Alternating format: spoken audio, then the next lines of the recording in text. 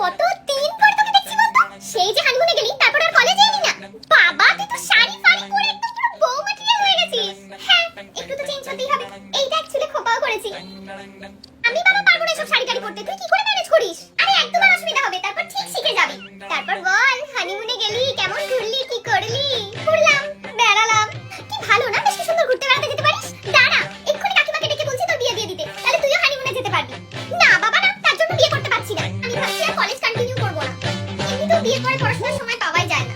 আর তারপর পরের বছরে যদি আমরা বেবি প্ল্যান করি তাহলে তো আরই হবে না। বেবি তুই তো বড় বলেছিলি যে বিয়ের পর 2-3 বছর কোনো কিছু নেব না, শুধু ঘুরবো ফিরবো মজা করবো, হয়ে গেল সব? আরে বাট বিয়ের পরে সব চিন্তা ভাবনা একটু পাল্টে যায়। বল রান্না বান্না কি করে তোর সংসারে? আরে রান্না বান্না তো আমিই করি।